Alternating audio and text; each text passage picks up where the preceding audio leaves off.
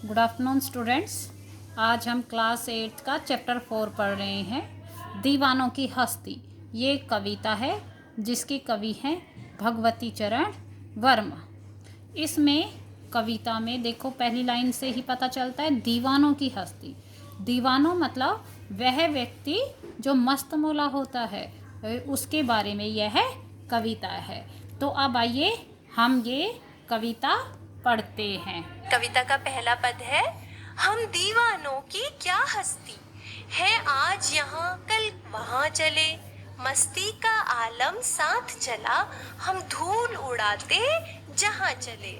तो इस पहले पैराग्राफ में कवि क्या कहना चाहता है? कवि कहना चाहता है कि मस्त मौला स्वभाव वाले जो लोग होते हैं, यानी जैसा कि वह खुद भी है। कौन? कवि। यानी कवि कैसा है? यहाँ पर मस्त मौला स्वभाव का एक व्यक्ति है और वह क्या कहता है कि मेरे जैसे मस्त मौला स्वभाव वाले लोगों की तो हस्ती ही क्या है, यानी उनके जीवन की तो बात ही क्या है आज यहाँ कल वहाँ चले। उनके जीवन का कोई निश्चित ठिकाना नहीं है, वो आज यहाँ है तो कल वहाँ, मतलब वो एक जगह पर रुककर नहीं रह सकते।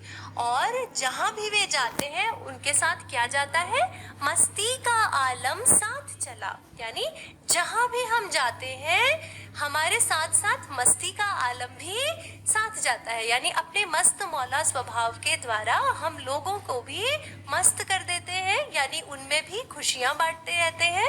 हम धूल उड़ाते जहाँ चले, यानी धरती के जिस भी कोने में हम स्वच्छंद होकर चलते हैं वहाँ हमारे साथ ही मस्ती का आलम भी चलता है। यानी जहाँ हम जाते हैं वहाँ के माहौल को हम कैसा बना देते हैं? खुशियों से भरा या मस्त बना देते हैं। आगे, आए बनकर उल्लास अभी, आंसू बनकर बह चले अभी, सब कहते ही रह गए अरे, तुम कैसे आए कहाँ चले। यानी कवि कहता है कि जहाँ भी हम जाते हैं वहाँ पर लोग क्या कहते हैं? वो यही कहते हैं कि अरे तुम तो अभी अभी खुशियों से भरे हुए बनकर, यानी उल्लास बनकर यहाँ पर आए थे, और आंसू बनकर बह चले अभी, और अभी अभी तुम यहाँ से जा रहे हो और तुम्हारे जाने से हमें बहुत अधिक दुख हो रहा है। यानी जब कवि अपने मस्त स्वभाव के साथ या अपने उन्मुक्त सुंदर स्वभाव के साथ किसी जगह पर जाता है तो वहाँ चारों तरफ खुशियाँ बिखेर देता है, और फिर जब वह वहाँ से जाने लगता है तो लोगों को उसके जाने का दुख होता है, और वह दुख उनकी आंखों से आंसू बनकर बहने लगता है। और वे लोग क्या कहते हैं? क्या कहते हैं? यही कहते हैं कि अरे तुम कैसे आए कहाँ चले, तुम अभी अभी तो आए थे, तुम कैसे आ गए हमारे बीच, और अभी अभी तुम कहाँ जा रहे हो। यानी जो खुशी के पल या जो प्रसन्नता के पल हमने तुम्हारे साथ बिताए हमें तो पता ही नहीं चला, और ऐसा लगता है जैसे तुम अभी अभी तो आए थे और अभी अभी तुम हमें छोड़कर कहाँ जा रहे हो। आगे बढ़ते हैं। किस ओर चले यह मत पूछो, चलना है बस इसलिए चले, जग से उसका कुछ लिए चले, जग को अपना कुछ दिए चले। तो उनके प्रश्न के उत्तर में कवि क्या कहता है कि मुझसे ये मत पूछो कि मैं किस तरफ जा रहा हूँ, मैं किस तरफ जा रहा हूँ, किस ओर जा रहा हूँ, यह मुझसे मत पूछो। मैं जा रहा हूँ क्योंकि मुझे चलना है, चलना है बस इसलिए चले। मैं चल रहा हूँ या मैं जा रहा हूँ क्योंकि मुझे चलते ही जाना है। मेरे जीवन का लक्ष्य क्या है कि मुझे चलते ही जाना है। कहाँ जाना है, क्यों जाना है, किस लिए जाना है, इन सब बातों से मुझे कोई मतलब नहीं, ये मुझसे मत पूछो। मैं इसलिए चल रहा हूँ या मैं इसलिए जा रहा हूँ क्योंकि मेरे जीवन का लक्ष्य क्या है कि मुझे एक जगह पर कहीं भी रुकना नहीं है। मुझे अपने सुंदर स्वभाव या इस मस्त मौला स्वभाव में जो खुशियाँ भरी पड़ी हैं उसको सारी दुनिया में बांटना है, इसलिए मुझे चलते ही जाना है, मुझे रुकना नहीं है, मुझे सब जगह पहुंचना है, इसलिए मैं एक जगह पर रुक नहीं सकता, इसलिए मैं चलता ही जा रहा हूँ। जग से उसका कुछ लिए चले, जग को अपना कुछ दिए चले। यानी संसार के जिस भी भाग में मैं जा रहा हूँ वहां पर से मैंने कुछ ग्रहण किया है। ग्रहण क्या किया है?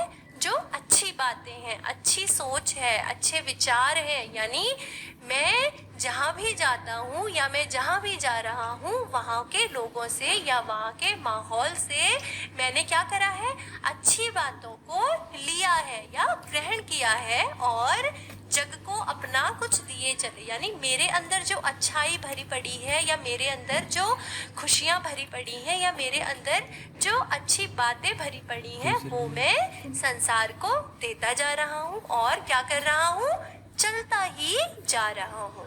आगे, दो बात कही, दो बात सुनी, कुछ हंसे और फिर कुछ रोए, छक कर सुख दुख के घूंटों को हम एक भाव से पिए चले।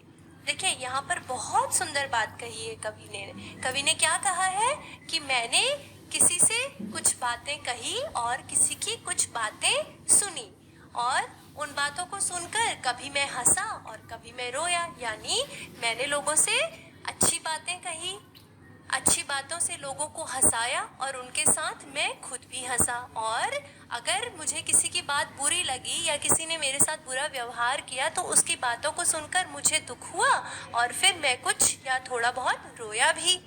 और फिर क्या हुआ, आगे कहता है, छक्कर सुख दुख के घूंटों को। और इस प्रकार जीवन में मिलने वाले इन सुख और दुख के जो घूंट है, यानी इस जीवन में मिलने वाले सुख और दुखों के घूंटों को, यानी जैसे पानी हम पीते हैं तो घूंट घूंट करके पानी पीते हैं एक एक घूंट में, तो कवि कहते हैं कि जीवन में मुझे सुख के घूंट भी मिले और दुख के घूंट भी मिले, लेकिन उन सुख और दुख के घूंटों को छक कर यानी मन भर कर मैं कैसे पीता हूँ, एक भाव से। यानी मेरे मन में किसी के प्रति बुरा भाव नहीं है, मेरे मन में सबके प्रति अच्छा भाव है। जिसने मेरे साथ अच्छा व्यवहार किया उसके लिए भी मेरे मन में अच्छा ही भाव है, और जिसने मेरे साथ बुरा व्यवहार किया या जिसने मुझे दुख दिया उसके लिए भी मेरे मन में अच्छा ही भाव है। यानी मेरे लिए अच्छे और बुरे में अब कोई अंतर नहीं रह गया है।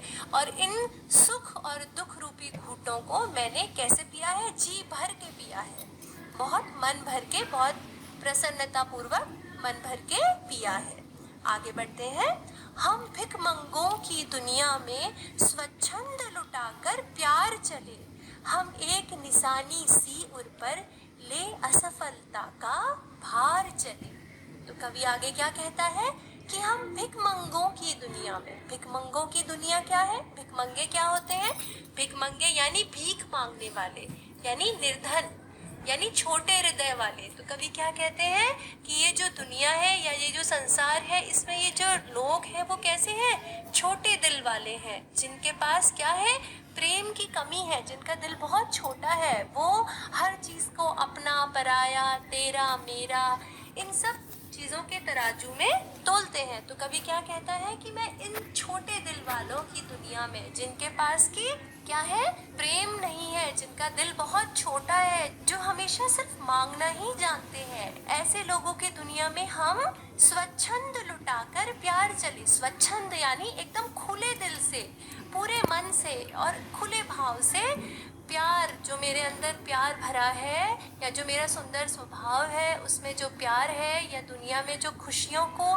बांटने का तरीका है उसको मैं कैसे बांटता हुआ जा रहा हूँ, एकदम खुले दिल से बांटता हुआ जा रहा हूँ। मेरे अंदर जो खुशियाँ हैं या मेरे स्वभाव के द्वारा लोगों को जो खुशियाँ मिलती हैं उसे मैं स्वच्छंद रूप से यानी खुले दिल से लुटा कर, आगे, हम भिखमंगों की दुनिया में स्वच्छंद लुटाकर प्यार चले, हम एक निशानी सी उर पर ले असफलता का भार चले।